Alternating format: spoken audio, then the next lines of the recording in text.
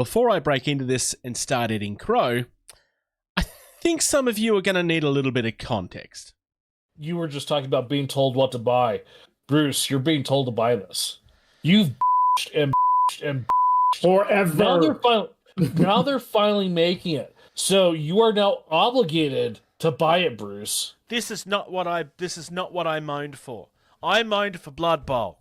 We looked at this very briefly recently, but the Helmsmiths of Hashut army set is out, and oh, don't worry, it's sold out already. Never mind. What's the point? George was trying to bully me into buy. I don't need another Age of Sigmar army. There's definitely part of me that really wants to paint this, but I was never buying this. Here you go, Bruce. Here's your damn Chaos Dwarves. And you're like, nah, I'm not going to do it. I wanted them for Blood Bowl, and I gave them all of the credit in the world for the Blood Bowl stuff. I also said I was very tempted by this, but I'm not spending $340 on an army for a game I don't play. And first up on the list is some Games Workshop stuff. And Bruce is still being tempted by the allure and draw of the Chaos Dwarves. Bruce likes Chaos Dwarves. Yes, he does. People can have a go at me in the Bruce's comments. new army. Okay, so George has been trying to taunt me into buying these guys for a while, and I had a very, very easy way to go, nope, it's not happening. Because I actually looked up what it would cost to put together the box that came in the army set, which is essentially the Spearhead box that we're looking at now. And it was like a $400 purchase. And I'm like, yep, no, that's not happening. They've just done the Spearhead box, which is essentially a re-release of that. I found it for $198. I may have reached out to a friend that I know has played Spearhead to ask him his opinion on the game itself. I'm really, really fighting this. Part of me really... This has become my hyper-focus for 3 days now. Play more games. Bruce is going to buy Chaos Dwarves.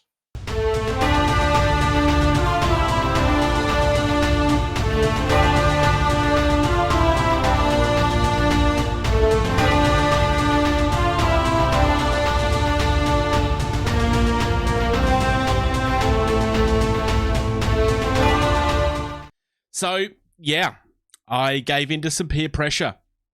Mostly my own peer pressure. George certainly didn't help, but I've been tempted by these since they were announced back in July. Nothing that I said in the little clips is a lie. Like, I did moan about wanting these for a long time, but I had specifically been asking for the Blood Bowl stuff to be released, which has now happened. But ironically happened just after I built a team, so I haven't actually bought those. The price of this was just too good to make up. I got it for $199 in the end from a local supplier. I'm genuinely looking forward to getting these done. I'm going to try and get these at least built this week.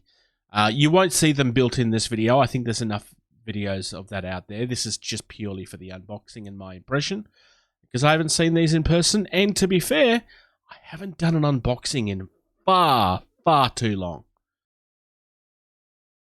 Alright, so, I'm assuming that you've all seen this box by now. I do want to have a brief look at it. I mean, I love the layout of this. I love the terrain that's used in it. I don't know what set of terrain this is. I almost want to say it's a custom piece that they've done, because I haven't seen it, but I could be wrong. It could be just a set that they have available. I haven't really looked. Honestly, these boxes look great. It's a nice, straightforward layout. It still kind of stands out on the shelf. I love the fact that it has a different look of its own compared to Warhammer and Old World, respectively.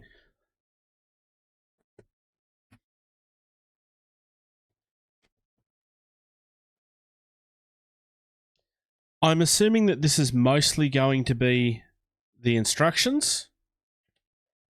Yep.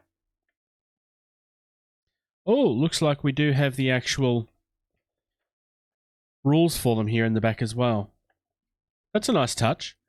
Nice and clear instructions though, so that's brilliant to see. A decent size box of plastic crack, honestly. Like, that's a decent chunk of plastic. We also have our larger bases and that in here as well. Ooh! That I wasn't expecting. We actually have some decals, some water transfers in here. That is a nice touch, because you don't see them doing that as much anymore.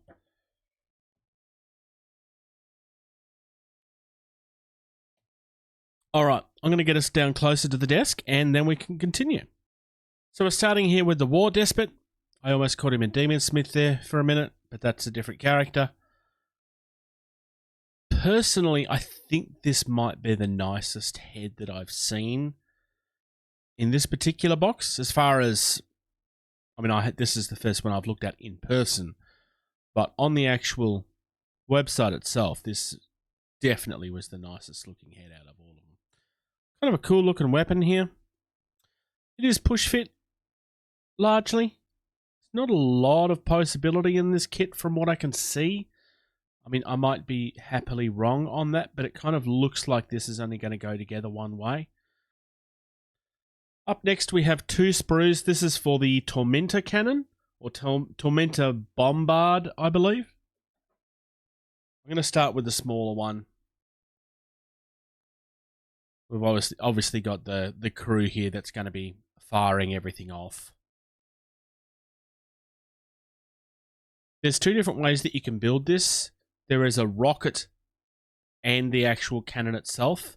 I believe for Spearhead I have to build the cannon from memory. I will need to double check that later, of course. Decent looking kit though. It doesn't look overly complicated. I don't mean that in a negative sense. It just looks like this is fairly straightforward as far as build is concerned. I love the wheels. They're just a unique look to them. Up next we have the Dominator engine, which I don't think this is much of a controversial thing to say. I think this is the best named beast in the entire army. It's a really nice looking kit. I'm not going to lie, I'm kind of surprised it's only on one sprue, because you do have options on this. You can build it so that it has two of the maces, one of which is there, and you can build it so that it can have like cannon firing type things, which I think is what these smoke things are coming from. But it's all fitting on the one sprue as far as I can tell. The little tail is cute as buttons. I quite like the chains on everything as well. They feel sturdy enough. I don't imagine that these are going to last forever.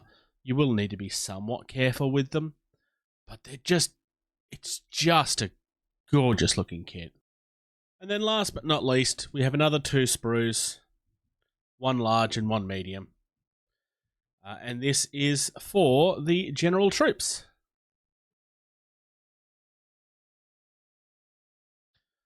Nice, unique looking banner here. Shields look quite nice as well. Lots of lovely sharp detail in them. Not that that should be surprising to anybody. We have a sculpted base here for one of them. Doesn't look like it's a mandatory piece though, which is good. Really cool looking heads. I actually don't mind some of the bald heads. I might mix mine. I don't know. I'm in two minds. From what I understand, you can build the entire force to be helmeted, but there is also some unhelmeted heads there as well. My intention at this point is purely just to stick with Spearhead, but if I was to try and expand this at a later date, then having the option to build a second kit a different way may not be a bad idea. The last sprue is more bodies and more shields. Couple more heads. I quite like that one in particular. That is all kinds of cool, really. I love the spear as well. I have to double check which way I'm supposed to build them. I think it's supposed to be the spears. I will need to verify that and get back to you. It's just I'm genuinely really excited for this. Like, nothing that I've said on the podcast is wrong. Like, I was genuinely trying to fight this, because it's just one of those armies that I really love the look of, and I love the look of Skaven as well. And I bought the Skaven, I built the Skaven army up, but they never saw the table, which is also something I should fix at some point. But I just don't play Age of Sigmar because I'm developing a game of my own.